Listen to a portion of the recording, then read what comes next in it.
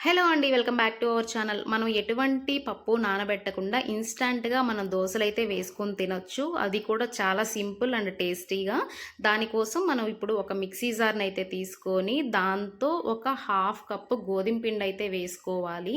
దాని తర్వాత half cup Bombay రవ్వ అంటారు గదా! సుజీ రవ్వ. సో, అది కూడా ఒక హాఫ్ కప్ వేసుకోవాలి. 3 కూడా ఈక్వల్ క్వాంటిటీలో అయితే వేసుకోవాలి. ఇప్పుడు ఒక హాఫ్ కప్ అటుకులు వేసుకోవాలనమాట. అటుకులు ఏవైనా కావచ్చు. లావుయి అయినా, సన్నయి అయినా ఒక హాఫ్ కప్ కూడా వేసుకోండి. మిక్సీకి మూత పెట్టేసి ఈ 3 కూడా ఫైన్ పౌడర్ లాగా అయ్యేటట్టు మనం 1 మినిట్ అయితే మిక్స్ పట్టుకోవాలి. ఇట్లాగా జస్ట్ మనకు కన్సిస్టెన్సీ ఇట్లా ఉంటే సరిపోతుంది. ఫైన్ పౌడర్ లాగా ఏం అవసరం లేదు. జస్ట్ 3 మిక్స్ అయ్యి ఇట్లాగా ఫామ్ అయితే సరిపోతుందనమాట. దీంతోనే మనకు ఒక హాఫ్ కప్ పెరుగు అయితే యాడ్ చేసుకోవాలి. ఇన్ కేస్ మీ దగ్గర పుల్లటి పెరుగు ఉంటే గనుక అది యాడ్ చేసుకోండి. లేదు అనంటే ఫ్రెష్ పెరుగైనా యాడ్ చేసుకోవచ్చు. పుల్లటి పెరుగు వేసుకుంటే మనకు టేస్ట్ అయితే బాగుంటుందన్నమాట. ఈ పెరుగు కడిగి ఆ గిన్నెలో వాటర్ కూడా మనం దీంతో వేసుకోవాలి. సో, ఇదంతా కూడా మనం బ్యాటర్‌గా అవ్వాలి అనంటే మనం 1 గ్లాస్ ఆఫ్ వాటర్ అయితే యాడ్ చేసుకొని మళ్ళీ మిక్సీ అయితే పట్టుకోవాలి. సో, మనకి ఇట్లాగా దోస బ్యాటర్ అయితే ప్రిపేర్ అయిపోయింది. ఈ బ్యాటర్‌ని ఒక గిన్నెలోకి అయితే ట్రాన్స్‌ఫర్ చేసుకోవాలి. సో, మనం కన్సిస్టెన్సీని చెక్ చేసుకొని దానికి తగ్గట్టు వాటర్ అయితే పోసుకొని దోస బ్యాటర్ లాగా ప్రిపేర్ చేసుకోవాలి. ఇక్కడ నేను మిక్సీ పట్టేసి గిన్నె ఉంది కదా! సో, ఆ గిన్నెలో వాటర్ అయితే పోసేసి వాష్ చేసి దీంతో అయితే వేశాను. ఇప్పుడు మీకు పిండి కన్సిస్టెన్సీ చెక్ చేసుకొని ఇంకా మీకు గాని గట్టిగా ఉందంటే కొంచెం వాటర్ వేసుకొని అయితే కలుపుకోవాలి.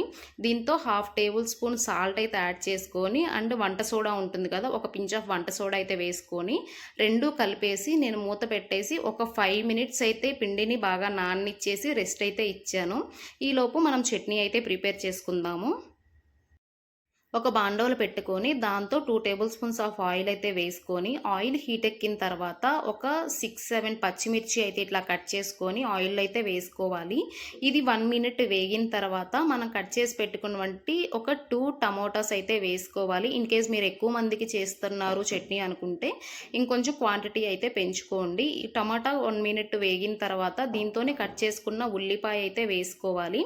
సో, 3 కలబెట్టేసుకొని మూత పెట్టేసుకొని కొంచెం అయితే ఉడకనివ్వాలన్నమాట. మధ్య మధ్యలో మనం మూత తీసి చూస్తూ ఉండాలి. లేదంటే అడుగంటే అవకాశం అయితే ఉంటుంది. సో, మనకి ఇది జస్ట్ ఒక 5 మినిట్స్‌లో చట్నీ అయితే ప్రిపేర్ అయిపోతూ ఉందన్నమాట.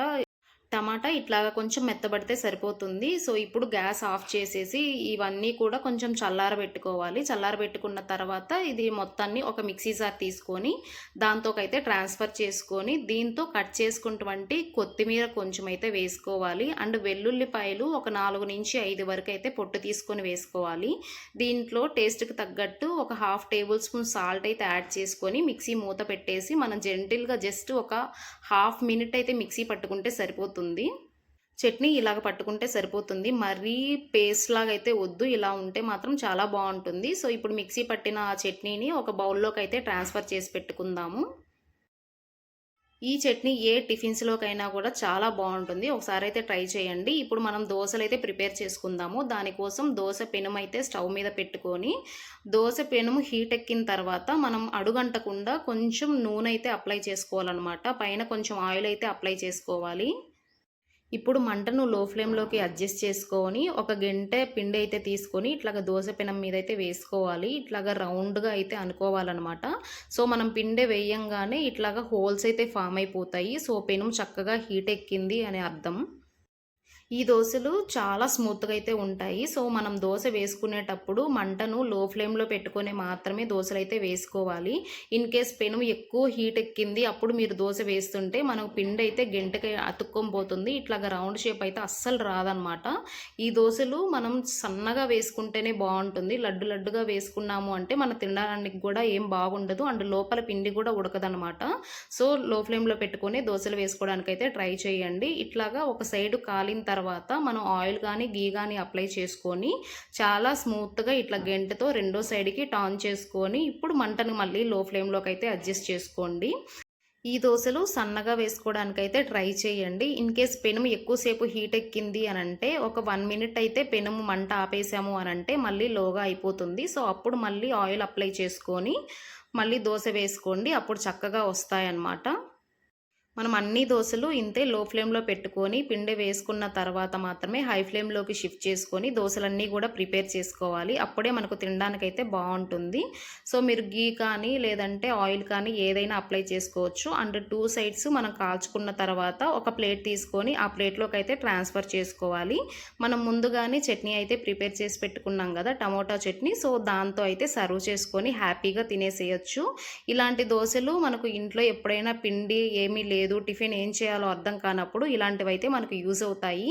సో, ఖచ్చితంగా ఈ వీడియో చూసిన వాళ్ళు మీ ఫ్రెండ్స్ అండ్ ఫ్యామిలీ మెంబర్స్‌కి అయితే షేర్ చేయండి. ముఖ్యంగా లేడీస్‌కి అనమాట ఏం వంట చేయాలో తెలియదు కదా! అలాంటప్పుడు ఇవైతే చాలా యూజ్ అవుతాయి మనకు. ఈ దోసల్లోకి టమోటా చట్నీ అయితే చాలా పర్ఫెక్ట్‌గా ఉంటుంది. అండ్ స్పైసీగా చేసుకుంటాం గాబట్టి, ఇది కొంచెం దోస స్మూత్‌గా ఉంటుంది. మనకు స్పైసీనెస్‌తో ఈ కాంబినేషన్ మాత్రం చాలా బావుంటుంది. ఒకసారి ఈ tomato chutney and instant sponge dosa అయితే ట్రై చేయండి మీరు కూడా. ఎలా వచ్చింది అని చెప్పేసైతే నాకు కామెంట్ చేయండి. సో, చూపిస్తున్నాను. చాలా స్మూత్‌గా ఉంటదండి. ఇంత డెలికేటెడ్‌గా ఉంటదనమాట స్పాంజ్ దోస. మీకు కావాలి అనంటే మీరు లడ్డుగా కూడా వేసుకొని ట్రై చేయొచ్చు.